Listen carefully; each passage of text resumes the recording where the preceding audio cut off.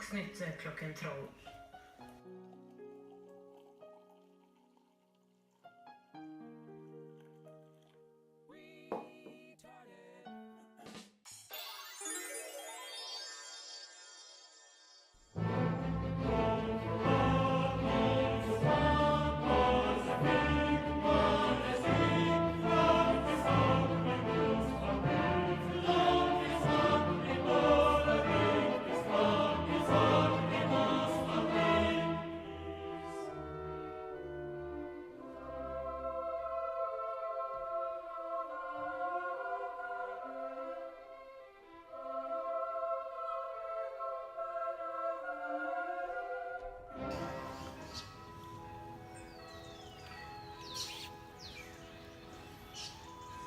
Ja. Huff og huff. Er det ingen grunn til å ikke bare fortsette med å være deprimerte? I går så var det jo en sånn hull i værdepresjonene noen timer.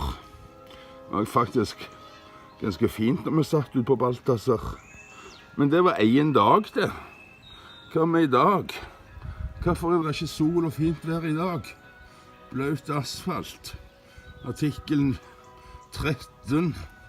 Bare masse med ting vi ikke liker.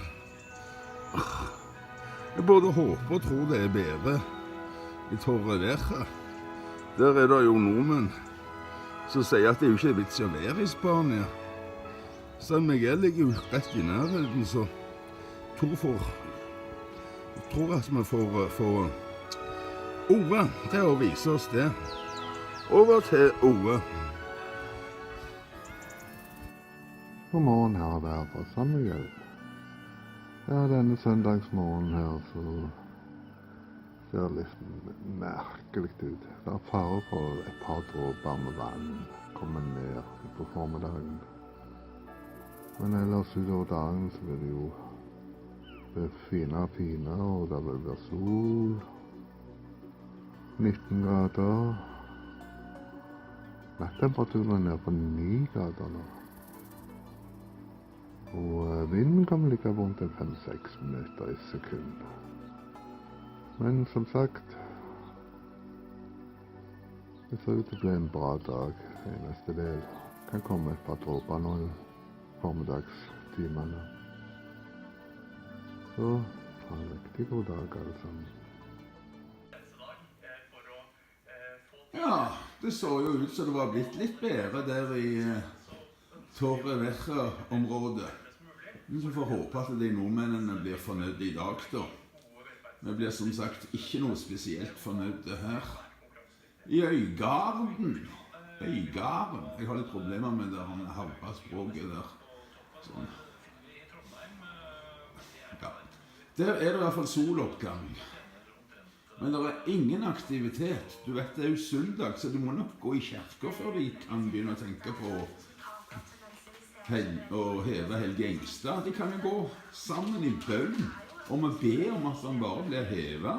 Det er ikke sånn at tro kan flytte fjell, og da må i hvert fall tro kunne flytte sunkne sånne fregatter. Det er mye lettere å flytte en fregatt enn å flytte et fjell.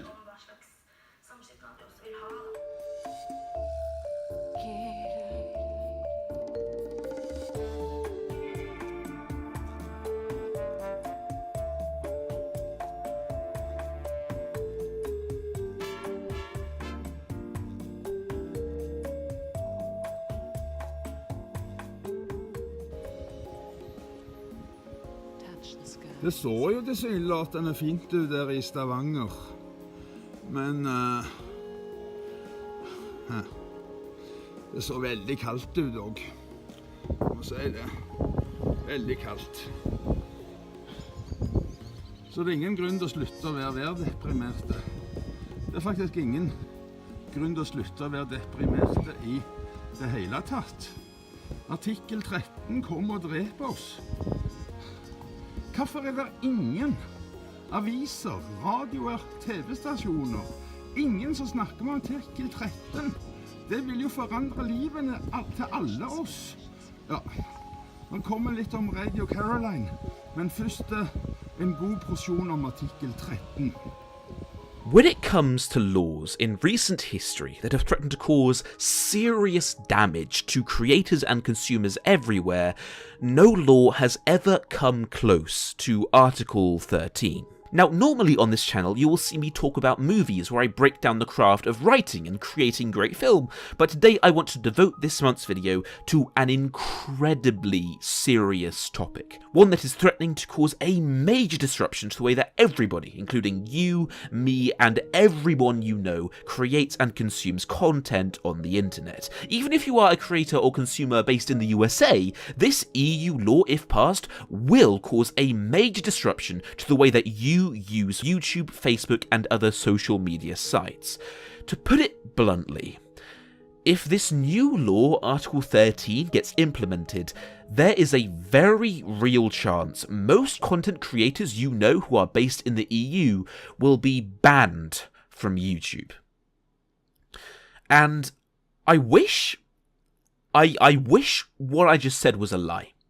I wish that statement was just me exaggerating the facts to try and fearmonger, but unfortunately it wasn't. If Article 13 becomes law, hundreds of thousands of content creators, from those with 100 subscribers to those with 1 million subscribers, all across YouTube are under a serious threat of being terminated, including me. Now, 2 very quick notes before we begin. Firstly, you'll be seeing some video game footage in this video, instead of the usual movie footage. The reason why is I can appreciate the irony of making a video criticising a copyright law whilst unfairly using copyrighted content. And secondly, I want you to know that I am a biased party. If Article 13 passes, there is a very real chance that my channel, The Closer Look, where I have built my income and career around it, will be terminated, or at the very least be banned from being seen inside of Europe. The latter would seriously damage my career, and the former would leave me without any income and would essentially end my career. Now, first off, what is Article 13? Here's a simplified summary. The EU is currently passing a new bill titled the Directive of the European Parliament and of the Council on Copyright in the Digital Single Market. This directive has the aim of bringing current copyright laws up to date with the digital age inside the EU. There are many parts to this directive, but today we'll be focusing on just one part, called Article 13. Now, there are several reasons why this law is being passed, one of which is because of the music industry. On YouTube, you can find almost every song for free, and while you do watch ads to see those videos, the amount of money that brings the artist is sometimes 20 times less than what they would otherwise receive through platforms like Spotify. To put it bluntly, copyright holders, specifically those in the music industry, want more money. That is not the only, but it is one of the chief reasons this article is going through. Now, that's the boring part over, so let's get down to instead the frankly terrifying part. But to prove my point, here is a clip of Jack Nicholson. You can't handle the truth! Now, because I have used that 2-second clip, if in the future Article 13 gets pushed through, my channel will be banned inside the EU for no other reason than just that 2-second clip, even though it falls under 7 seconds, which means it's de minimis and very arguably falls under fair use. Now, you may ask why? Wouldn't you get a copyright strike first, right? That's how the system works. You break copyright on YouTube, that individual video gets blocked, and then you get a warning. If that happens 3 times in the space of 3 months, your channel gets terminated. Well, under Article 13, the 3-stage copyright strike system won't exist anymore. Instead, it will be the 1 copyright strike system, where after 1 offence, any channel will be blocked inside the EU. Why? Because under Article 13, they are making one massive change. This change is so fundamental, means so much for the future of all social media, that its importance cannot be overstated. The way YouTube has always been is if a user, let's call him Joe Blogs, uploads a copyrighted clip, the copyright holder can decide what to do next, and Joe Blogs, the uploader, will be punished. Joe is the one who is held accountable for his actions. Except now the EU is changing it so that if Joe uploads a video to YouTube that is copyrighted, the EU won't hold Joe accountable. Instead, they will go straight to YouTube and hold the platform accountable. Now, I appreciate simply saying it like that doesn't seem like so much of a change, it seems like quite a small one. However, once this law is implemented, it will lead down a logical chain of events that will end up causing a jaw-dropping amount of collateral damage to all content creators on YouTube, even the ones who use no copyrighted content whatsoever. YouTube has over 400 hours of video uploaded per minute, and that number is increasing every other month. Even if you had a super advanced algorithm, one that is twice as advanced as the one YouTube currently has, there is no way you could scan all 400 plus hours per minute and register every single copyrighted clip. This means that many copyrighted images, music tracks, and movie clips will slip through the net, and for every single copyright infringement on the site, YouTube is vulnerable to a lawsuit. There are a great number of ways a creator can obscure an audio track or a video clip or an image so it never gets detected by the algorithm. Here is a very quick example. Okay, so let's say this image is copyrighted. Well, how about we delete the background for it, make it back to front, so we invert it, change the colors, draw some spectacles on him, and then make it really small and put it in the corner. There is no algorithm on Earth that could reliably pick such an image as this up. Whenever you use copyrighted music and there is another sound on top of that, for example, a commentary of someone talking, the algorithm almost never picks that up either. Also, there are a huge number of cases where the copyright system gets it wrong and blocks videos that have used nothing copyrighted. There is one example where a guy made a 10-hour white noise track, where there was nothing but a static white noise he made in a program, and it got 5 separate copyright claims, all of which claiming they were the ones who made the track. Now, here is the thing. It is impossible for YouTube to accurately police that 400 plus hours uploaded per minute for copyright infringement. So what does YouTube do?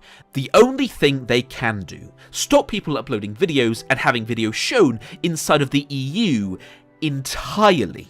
Because if they don't, they are left vulnerable to being sued into oblivion for hundreds of thousands of separate breaches of copyright. And the same applies to other platforms like Facebook, Instagram, you name it. This means that for a YouTube video to be shown inside the EU, it simply will have to be manually reviewed. As a consequence, creators who cover timely matters such as news coverage will be affected horribly. News channels, by their very nature, need to be able to upload videos and have that video available within the day of the event. Now every video needs to go through manual review. That means news videos will come out days, if not weeks after the event, if even at all, which means the public will be less informed about important news updates on natural disasters and crime, and everything else will be heard less. This will cause the general public to be less informed. Channels like Philip DeFranco, Drama Alert, The Young Turks, and anyone who distributes news on YouTube will be greatly damaged by this law. This also has a terrible side effect for content creators who rely on fair use, namely the entire video essay community. Now, I am not a lawyer, so some things in Article 13 I simply did not understand the wording of, but from what I can tell, in the EU there will now only be 2 factors that determine fair use. Number 1, is it educational and non-profit? Now, what I do here on The Closer Look is educational, where I break down film to help aspiring writers and directors to become better at their craft. However, because I'm independent and I have no employer to pay me a salary, I have built my livelihood and career around this channel, and have had no choice but to monetize it. And this all means that under Article 13, even though The Closer Look is educational, it is still breaching fair use law and will be banned inside the EU, even though it is incredibly transformative. And also, the other factor is if it is a general review. However, there seems to be a rather curious caveat for that, where the right to use copyrighted material for the purposes of review only applies to publishers of press publications. Now, this is fascinating, because from the looks of things, if The Guardian wants to make a video review and use copyrighted clips, that is totally fine and it is fair use. But if the average Joe wants to become a movie critic and uploads the exact same video just as an independent creator and not a journalist, that is not fair use, and he will be banned for it. Which means if any independent movie reviewer you know on YouTube uses copyrighted clips, they will be banned in Europe, unless they are part of a newspaper or other press company. Otherwise, it is fair use and it's totally fine. The sad truth is that even if I stopped monetizing this channel and made it blatantly fair use under EU law, that won't matter anyway, and this channel will still be banned in the EU because fair use is subjective. In the USA, for example, fair use is determined by a number of variables. Is it for profit? Is it educational? Is it transformative? Is it reducing the income of the copyright owner? And even if a video meets every single one of those criteria, it is still not legally fair use because it can only be officially determined in a court of law, only after a lengthy, expensive, year-long trial, and only on an individual video basis. Each and every video is its own entirely separate court case for fair use, and YouTube would be juggling tens of thousands of such court cases all at the same time, where in the past the uploader, the creator, would be punished, would be the defendant. Now the platform is the defendant. YouTube is the one who gets sued when Joe Blogs uploads a copyrighted movie clip. YouTube is the one who gets sued when a copyright holder thinks that Nerdwriter's critical review of a film doesn't classify as fair use. This means that every single fair use clip on YouTube is a copyright lawsuit time bomb, which if it goes off where the copyright holder believes in their opinion it isn't fair use, which happens all the time, even when the fair use is blatant. Trust me, I have seen the other side of that many times. So if the holder, in their opinion, doesn't think it is fair use, then YouTube is the one who has to go to court to prove them wrong.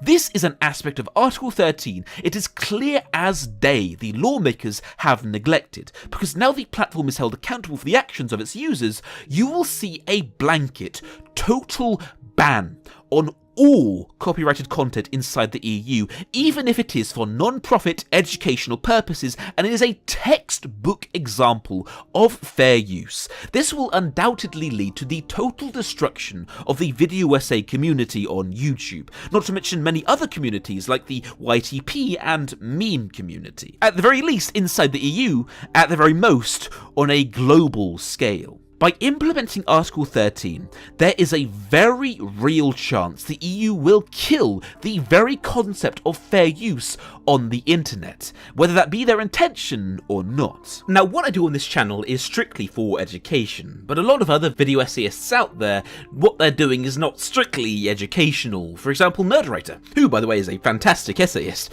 He made a video on why the film The Florida Project should have been nominated for an Oscar. If the Oscars won't highlight The Florida Project, then I'm happy to, because it's without a doubt one of the best films of 2017. And watching it, for me, was one of those transporting experiences that I only get a few times a year. Now, it's a very well-made video essay, and it's also not educational, and it's not technically a review, it is simply an argument. It is an opinion piece on why he thinks the mainstream awards should have given this movie, The Florida Project, more respect. Now, under US copyright law, this video is blatantly fair use, but under Article 13, it most certainly is not. And here's the thing, this video is benefiting Evan, the creator, as he is making a living from it. It is benefiting the people who made the film, as they're getting a ton of exposure, and no doubt this video is single-handedly responsible for many sales, as people have bought or rented this film to see it. And also it benefits the average Joe, as they get to watch a kick-ass, well-made analytical video, and also get a recommendation for a great movie they need to watch. This video, as well as the whole of Nerdwriter's channel, is benefiting all parties. Evan is doing a fantastic job at increasing film literacy and increasing interest in some really well-made movies out there. Whether the lawmakers intend it or not, Article 13 in its current state will undoubtedly lead to this video and the whole of Nerdwriter's channel being banned in the EU. And then that begs the question, what is the reason? Why do the politicians want Nerdwriter to be banned in the EU? And the answer, they don't. Because I don't think this ramification of Article 13 has even been considered by anyone who's pushed this law forwards. I mean, if you were a lawmaker and you implemented a law saying anyone who owns a knife will be sent to jail, sure, you'll send to jail the criminals, but you'll also send to jail butchers and carpet layers and people who live in the wilderness who simply need to use those knives as tools to survive. If you implemented such a law, you would be causing so much damage to so many people who otherwise were actually actually benefiting society. And as a result, we would stop having butchers. If you want a new carpet, well, tough luck, because now Stanley knives are illegal to own. Now, that metaphor is actually really applicable to Article 13, because as a result of this law, a serious number of people, including myself, people who are providing a valuable service to many people out there in such a way it actually benefits copyright holders, will be taken down. But okay, on the screen now you'll see a list of channels, many of whom are part of the video essay community, but all of which use copyrighted content as a fundamental and integral part of their own content. Everyone you see here, if Article 13 passes, at the very least will be banned inside of Europe, and at the very most be terminated entirely. The truly ironic thing is Article 13 is made to protect copyright holders, but by dismantling and destroying the film community on YouTube, not only will it stop the next generation of Christopher Nolans and Quentin Tarantinos from learning about their craft, but it will also decrease the number of people who are passionate about film. Article 13 will destroy the internet film community in Europe, and as a result will directly damage interest in movie culture inside of Europe, and as a direct result of that, will damage the European film industry. And Article 13 will undoubtedly be a detriment to many of the very copyright holders whom this article is trying to protect. Almost always, when a video essayist covers a film, that directly results in an increased interest in that film, unless that movie just happens to be called The Last Jedi, in which case we tend to be, well, quite harsh. But I have lost count in the amount of times I have mentioned a movie in my videos, provided a critical analysis of why it is such a good movie, and a bunch of my viewers go over and buy the film so they can watch it. And then you have to ask, if Article 13 does that, where it will not only cause unprecedented damage to established and thriving communities out there, not only potentially end the careers of thousands of people who are making a living from their passion, including me, but on top of that, it will make many copyright holders worse off, why even pass it at all? And you may ask, why am I saying thousands of creators' careers are ending? Don't you mean dozens? Unfortunately, that number was not an exaggeration. Going back to it, because YouTube cannot police the 400 plus hours uploaded every minute, not to mention the billions of videos already on the site, YouTube will have no choice but to assume everyone is guilty until proven innocent. And even if you upload something as benign as a vlog in your room, that will be blocked in the EU anyway, because there is a chance it has copyrighted content in it, which means there is a chance YouTube might get sued. So what would that look like? What is the worst case scenario? Unfortunately, at this stage, the worst case scenario also looks like the most likely one. The worst case scenario is every single smaller content creator on YouTube will be banned from uploading if they live inside the EU, as well as all imported videos from outside the EU being blocked inside of Europe too. The EU will become this dead zone for content creation, where only the already established larger name channels like Rooster Teeth and Casey Neistat, and those who already have a massive following, will be allowed to have their content shown. The reason why is all content will need to be manually reviewed, and anyone who uploads copyrighted clips, even if said clips are textbook fair use, YouTube couldn't risk the lawsuit, so said creators will be assumed guilty and blocked with no exceptions.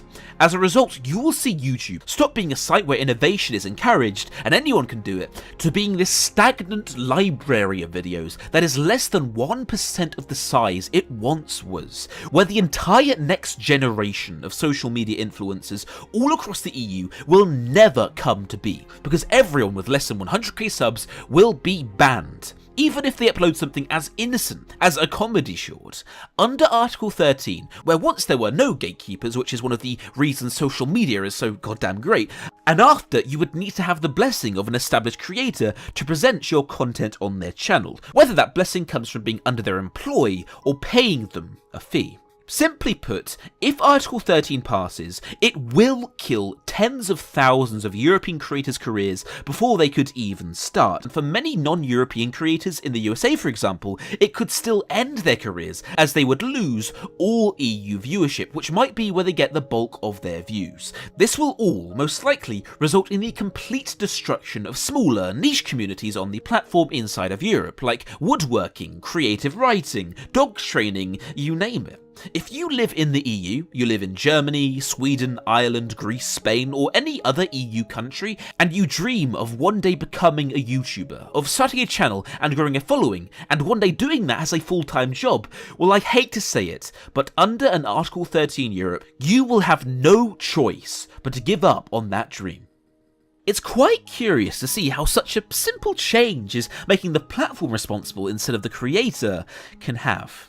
But you know what, this isn't all bad. Sure, it will destroy tens of thousands of jobs, in the long run do a great deal of damage to the European economy, and cause a major disruption to the way that hundreds of millions of people consume content online, and effectively kill many thriving communities. It's alright, because now Ed Sheeran's music label can earn 5% more money because some of YouTube's users have moved over to Spotify. That is the worst case scenario, and it's also the most likely scenario, and I imagine you might call BS on what I just said. I know I would. That's usually the response people give after hearing such bad news as this. But let me provide you with a little proof, a little evidence to show you this eventuality is so much more possible than you might like to think. On the 22nd of October this year, YouTube released a statement. The full post is in the description, but let me read an excerpt. This growing creative economy is at risk, as the EU Parliament voted on Article 13, copyright legislation that could drastically change the internet that you see today. Article 13, as written, threatens to shut down the ability of millions of people, from creators like you to everyday users, to upload content to platforms like YouTube, and it threatens to block users in the EU from viewing content that is already live on the channels of creators everywhere. This includes YouTube's incredible video library of educational content, such as language classes, physics tutorials, and other how-tos. They go on to say, Article 13 threatens hundreds of thousands of jobs, European creators, businesses, artists, and everyone they employ. They go on to say, the proposal could force platforms like YouTube to allow only content from a small number of large companies. You know the situation is dire when YouTube itself is saying these things, where the prediction that I just made that sounds like some crackpot theory, one that wouldn't be out of place in a George Orwell novel, is the exact same prediction YouTube has already given in an official statement to the public. I hate to get political, I really do, but this is not like climate change. It is not something we will start to see the effects of in several decades' time. We will most likely see this change happen within the next 2 years, if not sooner, when the individual countries start to implement it. In January, the EU will have their final vote on Article 13. If that vote passes, Article 13 will officially become law. And what I just said, that outcome where even people who upload innocent makeup tutorials and tech reviews, even they get banned in the EU, it will more than likely become reality. Now, there is a critical problem a lot of these kind of videos have. They speak all about the doom and gloom, but do not provide any hope. They don't provide the viewer with a tangible thing they can do to stop it. Now, what can you do to stop this from happening? There is one integral thing you can do, which has been proven time and time again to be the most effective way to spread a message. Talk about it. Talk about this with your friends and family. The reason Article 13 has gotten so far to the point that it is nearly about to officially become law is because so few people are even aware of it, and out of those who are aware, few have realised the terrible effects it will have on our community. If you want to, like this video and share a link of it with anyone you think might listen. But also, here is the number one thing you can do. If you are an influencer, if you are a YouTuber or a streamer or someone with a large amount of followers on Twitter or any platform whatsoever, even if that platform is only 100 subscribers, please make your own video and talk about this to your audience, because if you don't do that by January, it will be too late to do that. The more influencers who spread this message, the faster we can all learn about it, and the faster we, the social media community as a whole, can stop this law. Also, here's another thing you can do. In the description is a list of all European Parliament members who are on Twitter. There are tons of them. These are the people who will be voting on Article 13 come January. Please find every representative from your country on that list and politely tweet at them explaining why they should vote against Article 13. Voice your opinion and maybe link them this video so they can understand the true ramifications this law will have. In January, we will see the final vote. After then, Article 13 is set in stone, and whatever fate our community has will be sealed. Now, the rest is up to you. Now, Christmas is coming up. In the next month, we are all going to be doing a lot of online shopping as we buy presents for our friends and family. I have just bought a PS4. I didn't buy it for my family, I just bought it for myself as a little treat. But in these coming months, one thing you need to be hyper vigilant about is your online security, which is where we come to NordVPN, who I can happily thank for sponsoring today's video. You never know when some criminal out there is peering into your devices and is taking note of your bank details and personal messages, and you are especially vulnerable to having your information stolen when using a public Wi-Fi. So please, just as a general life rule, never use a public Wi-Fi unless you have a VPN. However, when it comes to protecting your information and ensuring privacy as you browse online, in my opinion, there is no better way to protect yourself than by using NordVPN. What NordVPN does is it uses military-grade encryption on your computer, phone and tablet, so all that information, all your banking details, private messages and search history, all of that is almost impossible for any prying eyes to see. Whether that be a criminal who's trying to steal your data, or maybe even your own government who wants to monitor everything you see. There are some internet providers out there that log everything you do, but when using NordVPN, the only person in the world who knows what you've been looking at is you. I have been using NordVPN for over 6 months myself, and I can happily say it puts my mind at ease because it's just that added layer of security on my devices, just that added layer of privacy that stops someone from screwing up my day and stealing my information. Right now, NordVPN is having a massive sale where you can get 75% off a 3-year plan, and if you click my link in the description, you'll get an extra month on top of that, totally for free. If you want to get a VPN, I highly recommend you do so now, because as someone who uses this service, I can say this is a very good deal. When in the store, please use the code The Closer Look to get an extra 3 months on top of your plan for no extra cost. Under this deal, it will cost you $2.99 per month, and well, when I compare that to having the prospect of having my bank details stolen or the peace of mind I have from knowing my information is safe and nobody can see it, well, to me, to get NordVPN, especially with a deal like this, is something I would do in a heartbeat. Again, please click that link in the description or use my code The Closer Look at the checkout for a 3 extra month on your plan. Anyway, thanks for watching, and I'll see you guys next time on The Closer Look. Ja, der var dere. Riktig god søndag.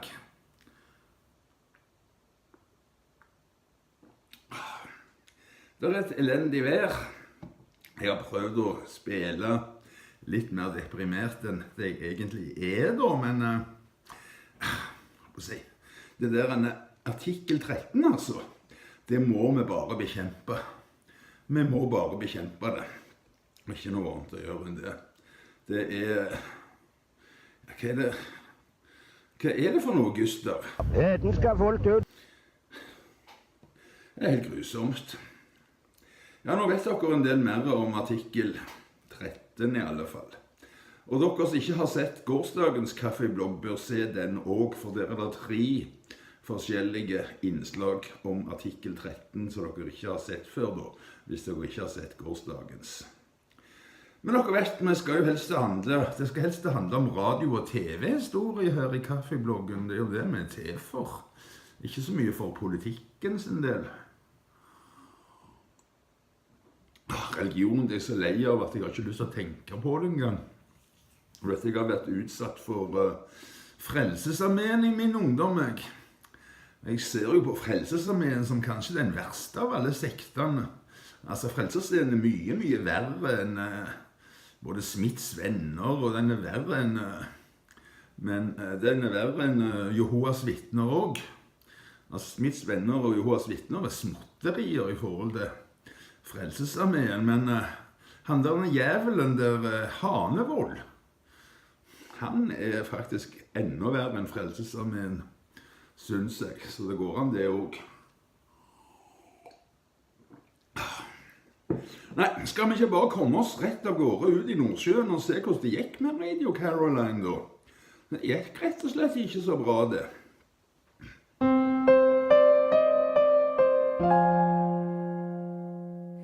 The crew of the Radio Caroline pirate ship have been rescued as the boat threatened to capsize in stormy seas off Kent. The 6 were airlifted from the Ross Revenge after it ran aground on the Goodwin Sands near the East Goodwin lightship. They're recovering after being brought back to RAF Manston. The rescue helicopter had to hover close to a 100-foot mast as force 9 gales lashed the ship. The captain of the Ross Revenge radioed for help as the vessel drifted towards the Goodwins after losing its anchor.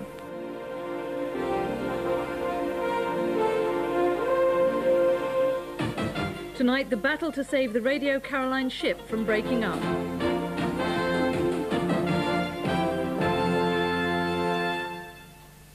Good evening. Attempts are being made tonight to save the Radio Caroline ship, the Ross Revenge, which is in danger of breaking up off the Kent coast. The 1,000-ton trawler ran aground on the Goodwin Sands off Ramsgate last night. Since then, it's been battered by heavy seas. Early today, the crew of 6 were airlifted to safety. The RAF say they're lucky to be alive. David Forsdyke reports. The 5 men and 1 woman crew from Radio Caroline. They were plucked in the nick of time from the decks of the converted trawler Ross Revenge, tonight still being pounded by seas off the East Kent coastline. The ship had been battered all night. The crew hadn't been aware that their anchor chain had been snapped. Around dawn, they realised that they'd been driven more than 15 miles south onto notorious sandbanks off Kent. There was an enormous lurch. In fact, we were all thrown out of our beds and flung into the air. We realised immediately something was wrong. Got dressed, everybody was on the bridge in their life jackets within about 2 minutes. We called the Coast Guard and they informed us that we had actually run aground on the Goodwin Sands. The survivors had stayed on board as long as possible to try to save the ship. Back on dry land, they had no illusions about how lucky they'd been. We were basically praying for our lives because we knew that within a few minutes the whole thing would go into the water and basically we'd all be dead. We were very lucky the RAF showed up when they did. Yes, I was going to say, if they'd come, say, a couple of minutes later, then we might not be here today. The seas around the Ross Revenge were so rough that the Ramsgate lifeboat and its 7-man crew were thrown onto the sandbanks themselves as they attempted to take off the Caroline's crew. A major problem for the RAF rescue team was the huge mast on Caroline. As water poured into cabins and the ship began to roll, the aerials sliced through the air around the rescue helicopter. And from our point of view upstairs, the boat rocking as it was doing on its beam with the 150-foot masts, it makes life a little bit tricky. Caroline stopped transmitting in April after the 1990 Broadcasting Act, which threatened to jail anybody who worked for them. It was trying to become a legitimate satellite broadcaster. Those on board until this morning were caretakers waiting for the big break. Staff say the loss of the Revenge won't hamper their long-term plans. They say Caroline will be back. David Forsdyke, Coast to Coast, RAF Manston. The salvage teams made an unsuccessful bid to free Radio Caroline from the Goodwin Sands. A tug has managed to secure a line to the 1,000-ton Ross Revenge, and another attempt will be made tonight. But now there's controversy over allegations that the salvage workers on board repelled a team from Radio Caroline who tried to regain control of the ship by boarding her from an inflatable dinghy. David Forsdyke reports. Salvage workers aboard the Radio Caroline ship Ross Revenge today. Floundering on the Goodwins, the 1,000-ton ship ballasted with 200 tons of concrete to keep her steady at sea, she proved an impossible task. Still stuck and beached by one of the highest tides of the season.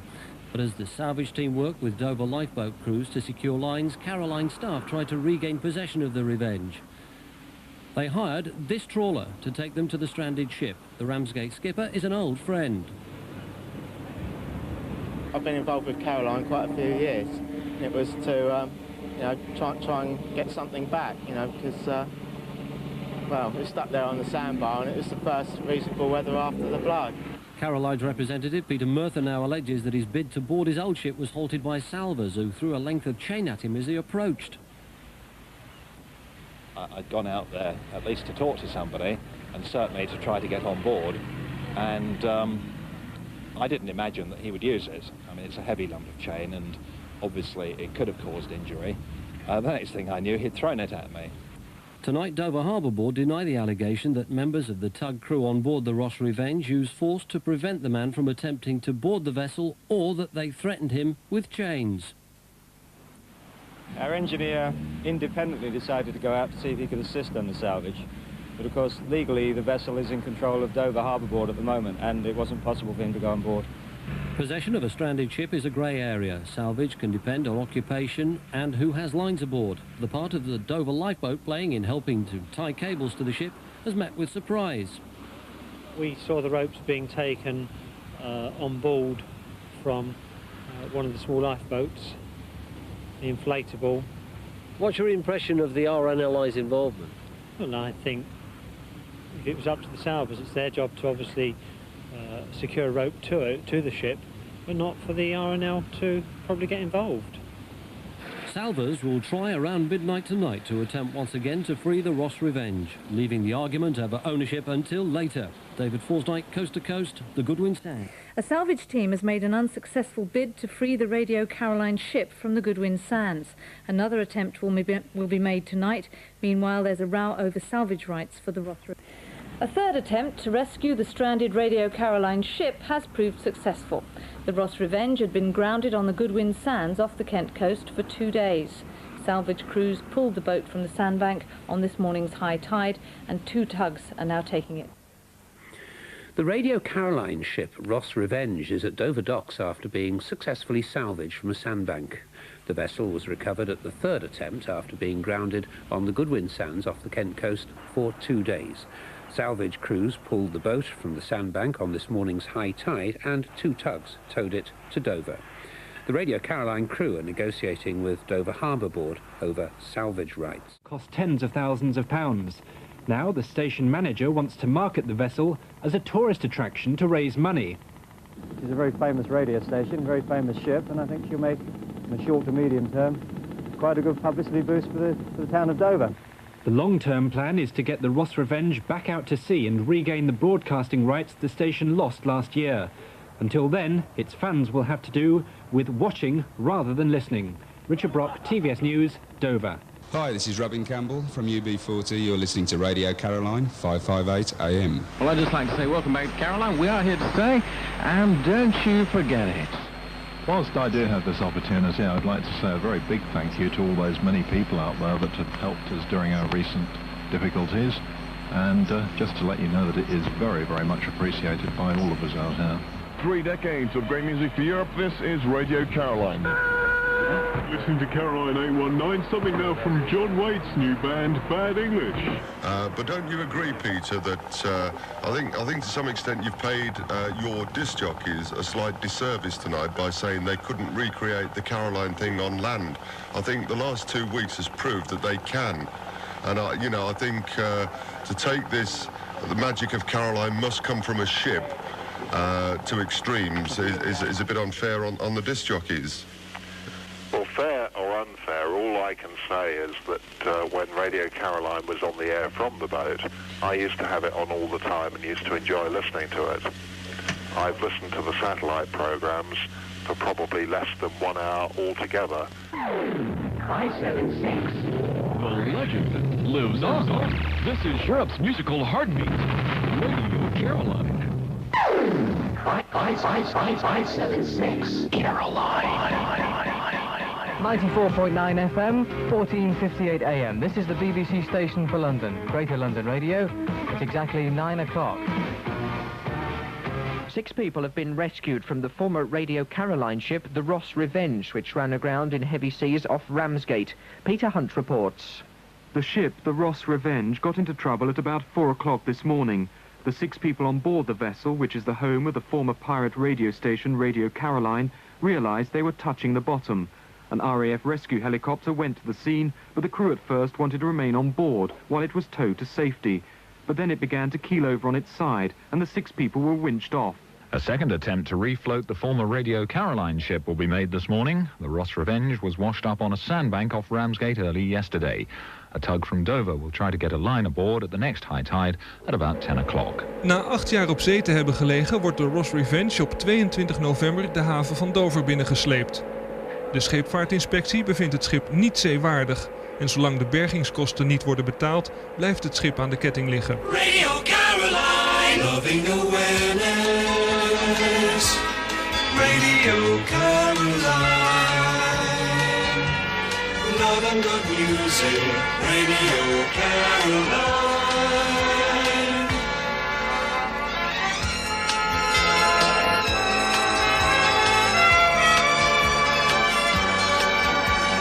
Love and good music, Radio Caroline. Radio Caroline.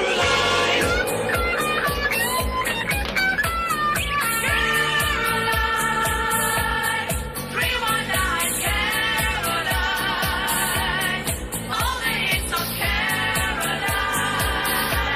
The station we love. Love and good music, Radio Caroline. Caroline 319,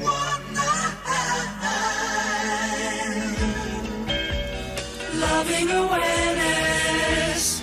Caroline, Radio Caroline, loving awareness. Caroline, Radio Caroline, gonna make you feel so fine. Radio Caroline, Caroline, Radio Caroline, loving awareness. Caroline, good morning, oh Caroline. 319, Radio Caroline. Caroline on 319, the sound of the nation. Radio Caroline. Ladies and gentlemen, more disco radio action from Radio Caroline. You can't always get what you want, but if you try sometimes, you find that you do get what you need. If you listen to Radio Caroline, if you have been listening to Radio Caroline for the last 28 years, I think you will find that most of the time you have got just what you needed. And what people need is good music. The time is fast approaching 12 midday on this Easter Sunday. On 101.8, this is Radio Caroline from Dover. 2 minutes past 12 midday on this Easter Sunday. This is, of course, Radio Caroline on 101.8, coming to you live from the MV Ross Revenge, anchored here in the Granville Docks in Dover. We're 28 years old. A large multitude is rapidly assembling in the studio, and a bottle of wine, not wine, champagne, I should say. I always hate this bit, where you never know where the cork is going to end up.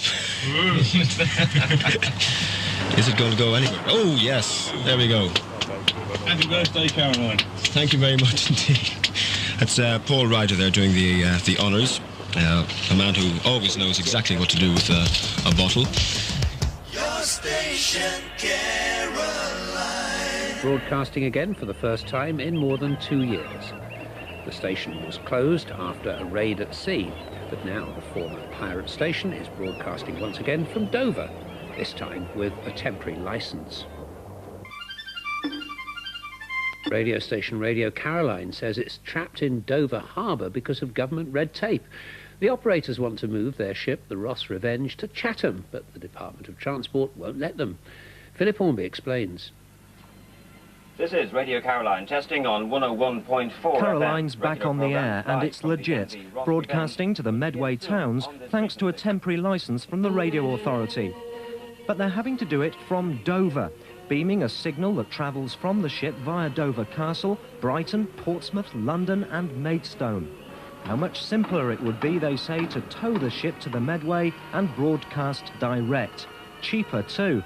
They pay Dover Harbour Board £1,000 a month just to stay here. Indeed, they had a temporary site lined up in this dry dock at Chatham's historic dockyard, but the Department of Transport say they can't go anywhere. one suspects that they might be getting their own back for all the years that we sat out there, and they may have felt that we were sticking two fingers up to them or something. I don't know. That's just not true, say the government. The ship needs a special safety certificate before it can be moved, a certificate that can only be granted by the country of its registration. And the problem is, where is the Ross Revenge registered? A foreign registered ship must get permission from the flag state, and an English ship gets permission from the Department of Transport. We believe we're now an English ship. The Department of Transport are being ambivalent. They're not saying one thing or the other. We've had correspondence with people in Switzerland who say that they have a mortgage on the vessel. So you're not convinced that it is an English ship? We are not convinced that it's a UK or a British ship. And so it's stalemate. But as the row goes on, the music goes on. Caroline broadcasting to Kent for the next 2 weeks and broadcasting across Europe on the Astra satellite. This is where they want to eventually end up, on the Medway. But not for the first time. Radio Caroline's ambitions are being thwarted by government officials. Philip Hornby, Coast to Coast.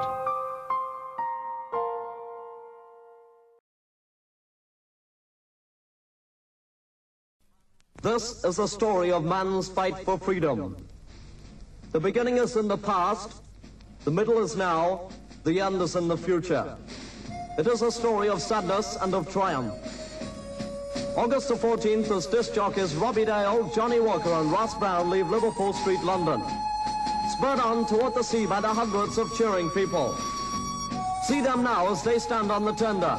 There are tears in their eyes as their families, their homes, and their loved ones are left behind. 3 o'clock on this Monday afternoon, and on 266, Big Lil is heard for the last time. Caroline is alone. These three men prepare for midnight. For in a few hours' time, they are to challenge the might and the power of the British government. They will become criminals. Midnight approaches. It is August the 15th. Johnny Walker announces that Caroline belongs to you, that she loves you and she will continue. The Beatles sing All You Need Is Love.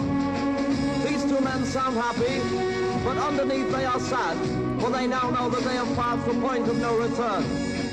They are not sad for long. They are joined by other men who also gave up so much to fight for freedom. The seas are rough and cruel, life is hard, but as each day passes, the moment of triumph grows nearer.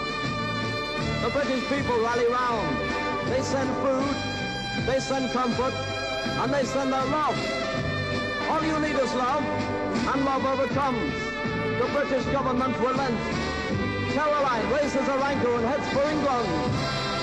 See her now majestically and proudly sailing up the river toward the capital that has welcomed so many victors in British history. But none as victorious as these men. They stand on the deck waving to the millions of people who line the Thames. This time the tears flooding from their eyes are tears of happiness. The insurmountable odds have been surmounted. They reunite with their families, with their friends, with their loved ones. We are near the end of our story. London's skyline has a new landmark pointed toward the heavens. Caroline's Ariel. At last beaming out its love and music to a free and peaceful nation. We have overcome. The battle is over. Free radio becomes a way of life, but never taken for granted. For no man will ever forget Monday, August the 14th, 1967.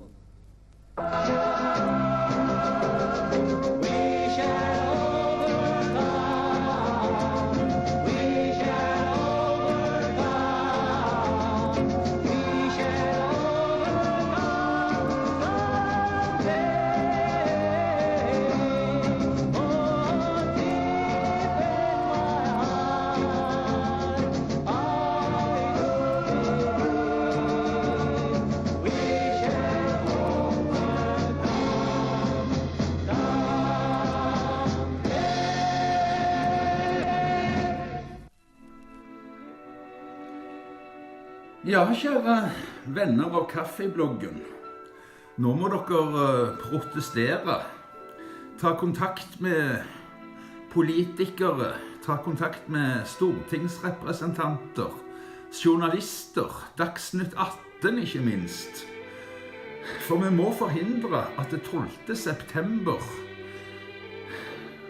2018 blir en like stor merkedag i, skal vi si, kampen for ytringsfrihetsnederlag. For hvis denne artikkel 13 virkelig blir implementert, så kan du bare glemme Facebook. Du kan glemme YouTube. Du kan glemme Twitter. Du kan glemme Instagram. Kanskje ikke direktivet blir implementert i Norge. Han sa jo det, han i dag, i den litt lange videoen vi så før Radio Caroline, at Norge ikke var et av de landene hvor det automatisk blir implementert. Men Norge er for jævlige til å implementere alle regler som er mot ytringsfrihet, så jeg er redd for at det kommer til å bli tatt i bruk i Norge også.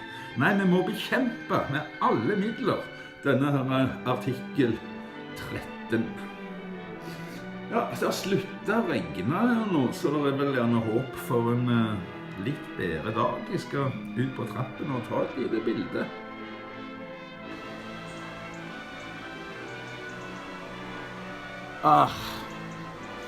Veldig bra så den ikke ut. Og så hør på den ulyden der da. Kjerkeklokker. Jeg forstår ikke at det er lov. Altså, det er bra, vel og bra at det er forbudt med muslimske bønnerop. Men hva for all verden skal vi bli plagte med innkalling til en sexperverse person som lever i sølibat og driver og misbruker små barn? Katolske kjerker? Nei takk. Katolske kjerker? Nei takk. Ekte EU-direktiv 13? Nei takk. EU-direktiv 13? Nei, takk. So the first thing that I want to talk about is Article 13. Okay, so what's happening in the European Union at the moment is that the European Union is trying to do their best to help with copyright law, to make sure that people's copyrights is not infringed, which is a great thing. That's something that we're all hoping for. Everyone that's creating content doesn't want their content copied, all right? But the problem is that right now, YouTube, the way that it's designed is that YouTube, under the Article 13 legislation, would be liable for everything that's being uploaded. So if there's a copyright breach within the European Union, then YouTube would be liable for that, and not the guy who's doing the copyright infringement. And YouTube has gone out and said that if this goes into law, what we're going to do is we're going to stop creators from uploading content from within the European Union to make sure that we comply with the law, basically.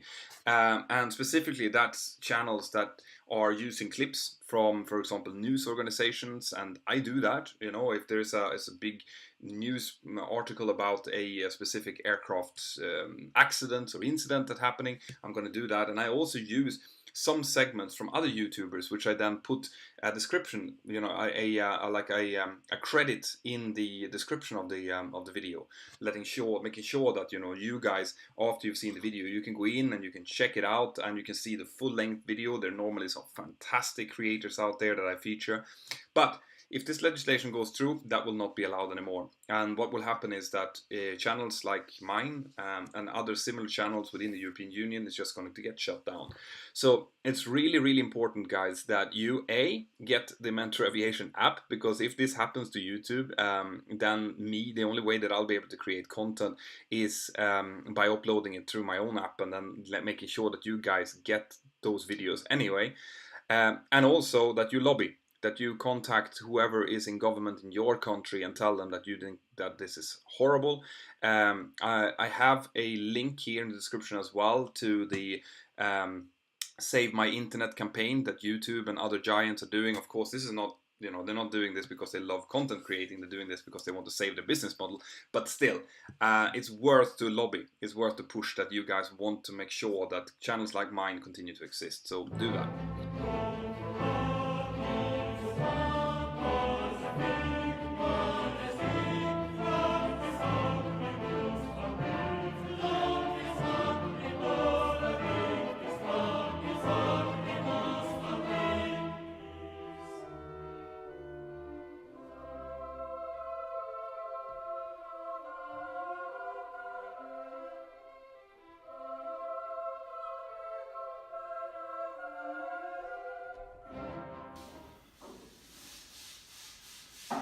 Ja, nå er jo kirketida over. Jeg vet ikke om de var i kirka og prøvde å flytte Ingstad med bønn. Vet du hva det vil si å ta en hellige Ingstad? Å ta en hellige Ingstad? Betydningen av det uttrykket, det kommer i morgen. Ha en riktig, riktig god søndag. Bollestad. Nei takk. Bollestad. Nei takk.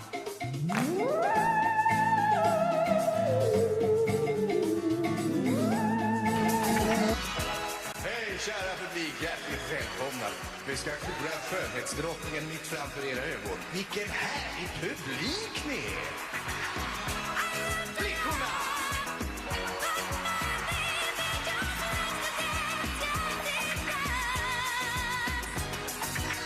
Får jag lov att presentera vinnaren?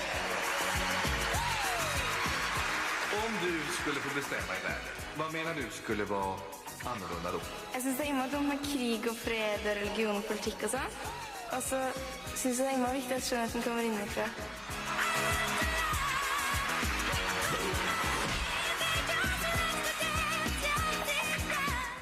Kaffebloggen i HD og uten lydsensur finner du på YouTube.